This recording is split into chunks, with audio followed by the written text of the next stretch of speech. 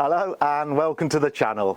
Today is a day after the Cleaning Expo, so sorry if we're sounding a bit croaky, but I'm here with the one and only Mr. Tradman. Oh, hello, and thank you for having me along.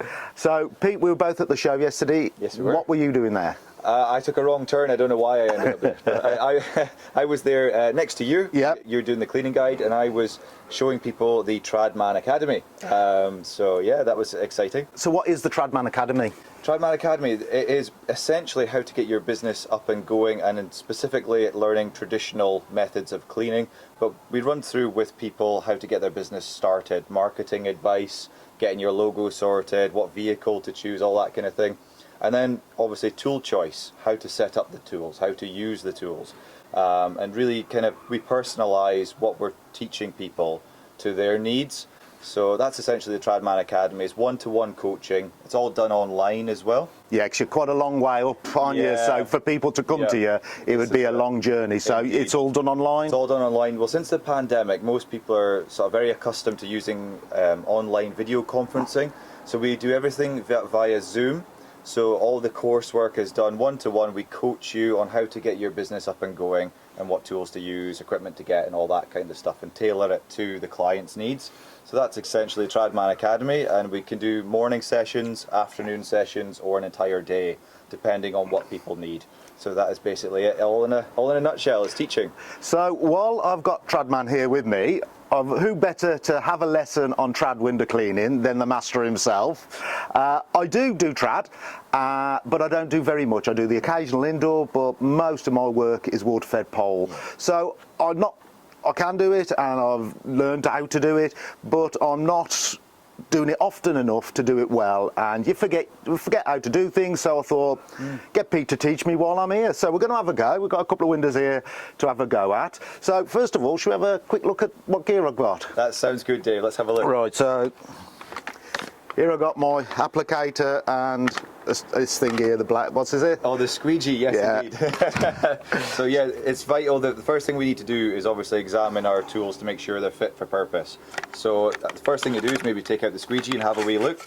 So I mean, it's a squeegee. Yeah, it's a good. So what we normally do is pick the appropriate squeegee for the windows that we're working on. So something of this kind of size, being about 14-inch, for residential jobs and some commercial as well.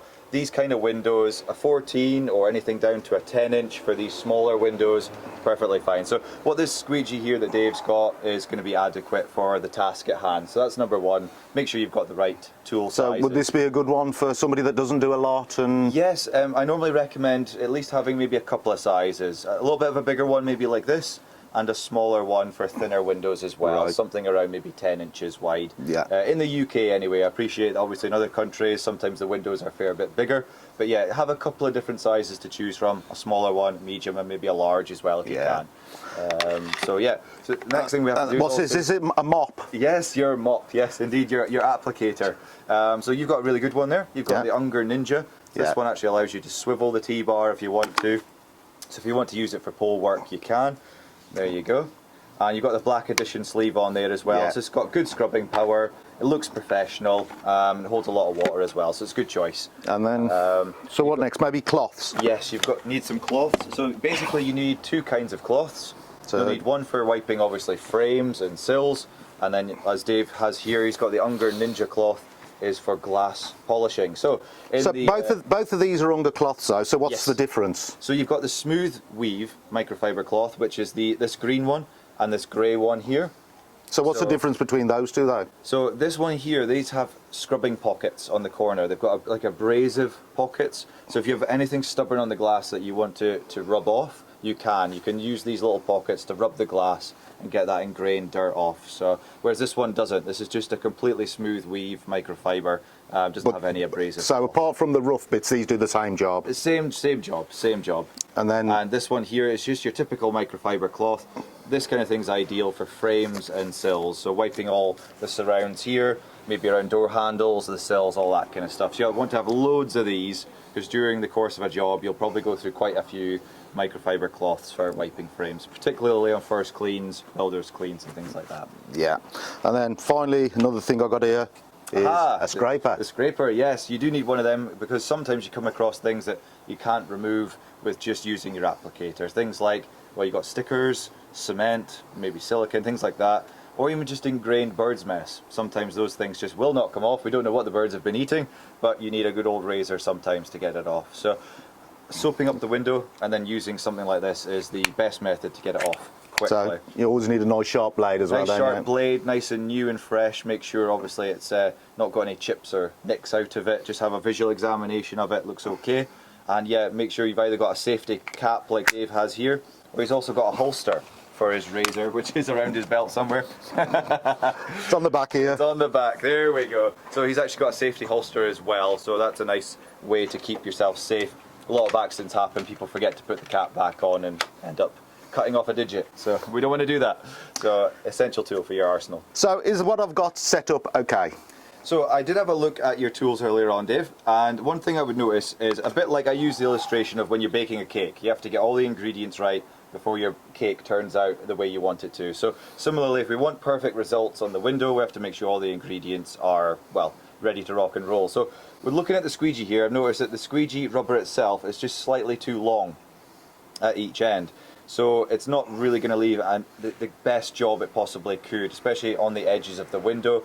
What you want to do on this kind of squeegee anyway is just leave a couple of millimeters outside of the channel of rubber exposed. At the moment we have quite a lot of rubber hanging out, so a lot of people will have issues with that not doing the best job it possibly could. So what we need to do is just chop a little bit off of the rubber just to make sure that it's at the correct length. So just a couple of millimeters long outside the channel, that's what we're looking for. So we'll get that done and then we'll start on the windows. Excellent. Okay then Dave, so what I've done at the moment is completely saturated this applicator in water. So there was nothing added to the water, it's just pure water. And by pure I don't mean it has to be done through filters, just regular tap water is absolutely fine to use for traditional window cleaning.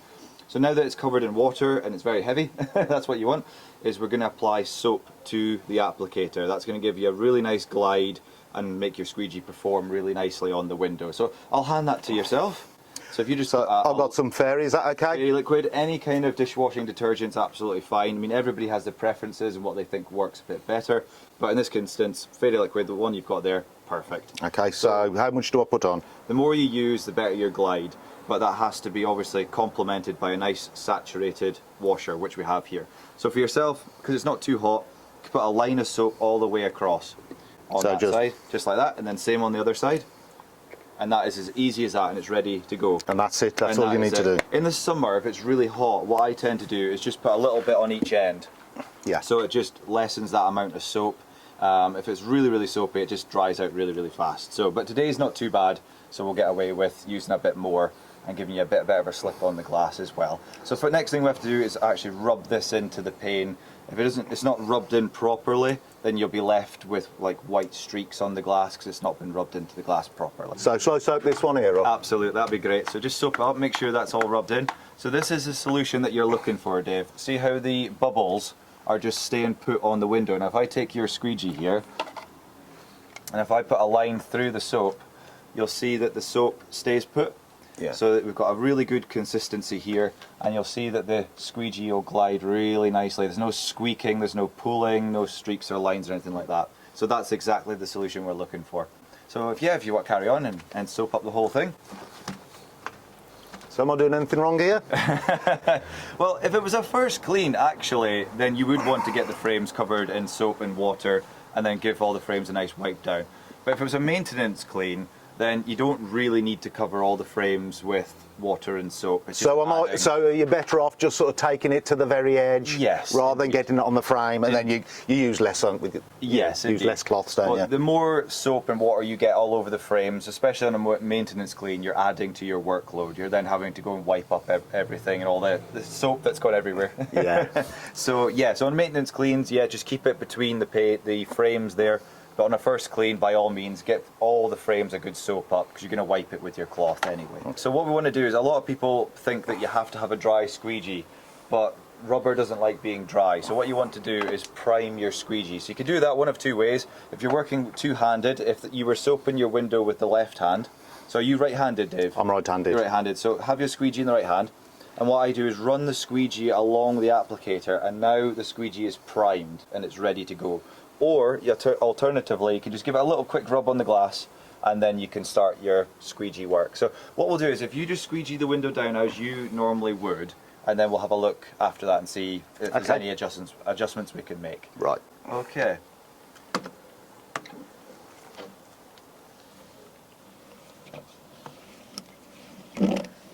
Lovely, excellent stuff. So yeah, really good effort. So what we're going to do is, actually this squeegee, being a 14-inch and on these sets of doors, is just, I would say, a little bit too big, so it's not giving Dave an awful lot of room to turn, so it's making your job a little bit more difficult. But since that's the squeegee we've got at the moment, that's the one we'll use. So to try and make our job a little bit easier, what we're going to aim to do is, at the moment when you're turning, if we take the squeegee just for a moment, when Dave's coming across, he's almost turning vertical before turning the squeegee again. So that squeegee's having to do a lot of this sort of 90-degree angle turning. So what we're going to look for is more of what I describe as a parachuting effect. So as soon as you're coming over, you're turning the squeegee, it's more like this. So the squeegee's not having to make sharp turns like that. And then you'll see, as you've noticed, there's a little bit of soap left there. It's putting too much pressure and friction on the squeegee, trying to turn it so much at that sharp angles. So a lot of people do that. So it's just trying to smooth that manoeuvre It's out. just becoming more fluid, isn't it, with you? More fluid. It's like, that's why I describe it as parachuting almost down the glass. You're sort of coming down, all the way down, like this. So if you want, maybe try it again, and then just try and smooth out those turns just a little bit, so they're not quite so 90 to 90, kind of, if you get what I mean. Yeah. So what about cutting in at the top? Was that okay what I did with that? Yeah, so I mean, there's very different ways of cutting in. There's no right or wrong answer. Okay, so some people will cut in up here and come across and then start their fanning. Some people will cut in from the middle and go to the left, then over to the right and come down. So there's no right or wrong way of doing it, whatever you feel comfortable with. But if it has quite an abrasive seal on the sides of the frames, you'll find that if you try and cut in up here, your squeegee might stick on the seal. I suppose if you've got a smaller squeegee on a narrow window, it's easy to cut in. Yes. But with a wider squeegee on a narrow window, It gets a bit tricky. So. Yeah, because it won't go sort of halfway across. Exactly. So on this one, because you've got a really nice smooth edge, you can actually just cut in from up here, because this won't cause any friction. It's nice and smooth, so your squeegee will be absolutely fine to cut in from up this corner, across, and then start your parachuting effect. Right. I'll give it another go. So, but the key is smoothness. So we're not looking for speed. We're looking for smooth and accurate. The speed will come. So one thing as well, because of the angle of your hand, we want the squeegee blade edge to be in contact with the glass, nothing else. So at the moment so you're I'm like too this. flat at the moment. Yeah, so if you need have to a come 40-degree squeegee, then your hand needs to be closer to the glass. Right. This is But a 30 degree, is it? Yeah, so what we're aiming to do is, when you're squeegeeing down the window, the only thing you want in contact with the glass is the edge of the squeegee rubber, not the flat of the squeegee there. So you want to lift your hand up just a little bit more. So the flat edge, the short, smaller edge, yes, is flat on square onto the glass. Yes, this is it. Because the more rubber you have on the glass, the more friction it's going to cause and be harder to turn as well. So more like that. Exactly. That's it, and then just nice smooth turns down the glass. That's it. Now you can see here because the squeegee is just a little bit too big for this window, would be easier with around a 12 or a 10-inch squeegee, but we'll work with what we've got. We've got a 14 today, that's good. Alright, so excellent. Very good. Very good. So how did you feel coming down the window there? Was it a bit less strain on your wrist as well? Yeah, it's because I've been doing it wrong for so long. It's not wrong. I haven't been doing it the most efficient way for so long. There we go. It does take some getting used to, but you can see the difference straight away. Well, this is it. It's just making your workflow a bit more fluid and a bit less strain on your wrists as well. A lot of guys will get issues with wrists and elbows and things. Because that's one thing I was going to mention, folks, is try not to grab the squeegee too hard as well. We have an old habit, I think a lot of us will agree, of grabbing it quite firmly and pushing quite hard. I mean, just to demonstrate, if you soap up the window just a little bit, try and see how little pressure you need just to clear a little bit of soap off the glass. So if you just put your squeegee on here at the top and just pull straight down. Just draw the handle. Yeah. And then just see how little pressure you can get away with. Try 2 fingers. I've got 2 thumb and a finger there. Yeah, see how much there you go. It's a yeah, bit awkward holding that. Bit awkward, so we wouldn't actually squeegee a window like this. But you don't have to put much pressure, and that's come up really well. You know, yeah. And that's with no pressure at all on the squeegee. Exactly. So a lot of guys will get a lot of issues with their hands because they're pushing so hard and they really don't need to. And one of the upsides as well is not only just your obviously health and well-being, not pushing so hard, but your squeegee rubber will last a lot longer. Less pressure. It's the friction, isn't it? The friction, the pressure, that all increases wear and tear on you and your tool. So what we're looking for is nice and smooth, and we're not looking for speed at the moment. Speed comes later. Once we've got the technique completely nailed, then you can get a little bit quicker. Yeah, that time, because it's the second time I've done it like that, felt better already. Yeah, well this is it. So that's the ingredients that we need. We need a good soapy solution, so applicator into the water, soap on the applicator, rub that into the glass. Make sure your squeegee is set up correctly. There's no nicks or chunks out of the end of the rubber. Make sure it's good condition.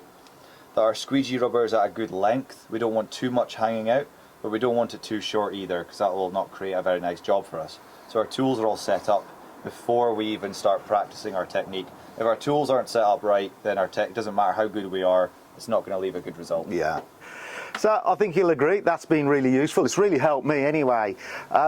So maybe you're like myself, that you haven't done a lot of trad work, or maybe not done any at all, you're only on water-fed pole. You might be completely new to window cleaning and you just haven't got a clue what to do. So why not go along and check out Pete's website, the Tradman Academy? Tradman Academy. Is that tradmanacademy.co.uk? .com. Oh, nice international. Yeah. So, which is a good thing, because it's all done online, it can be international, so it doesn't matter where you are. Exactly. As long as you can speak English reasonably well, because all the videos and the tutorials are all done in English. So unfortunately I don't speak anything else. I do apologise. So there's videos with it as well, it's not just you talking for the whole day? So no, absolutely, you don't have to put up with me talking. It's going to be a discussion. So I'll ask questions. What do you think as a user would be good or bad in certain scenarios? But the videos are all sort of 2 to 5 minutes long, going over every aspect of traditional window cleaning, how to set up tools, tool choice, and how to use them. And then we discuss them together and see what you think. But if somebody came along and said they'd done a bit, but so you don't need to spend ages, because you tailor it to the person, don't you? Tailor it to the individual. So when you actually book a course, it will ask you what is it in particular you're looking to learn. What is it that you're maybe needing to work on? And that way I can tailor the training to that person and that individual. So it's not going to be just a case of hard and fast, you have to run through all the coursework and that's it. We tailor it to the needs of the person doing it. Brilliant. That's yeah, I think you'll agree that is absolutely fantastic for anybody that just needs a bit of touching up on their technique, or however you're working, whatever you need. It's definitely worth having a look at the website and signing up and doing a course with Pete. So thank you for watching. Thank you for Pete for the quick lesson. Oh, thank you, Dave. Appreciate it. I hope you enjoyed that. Thanks for watching. Bye for now. Bye.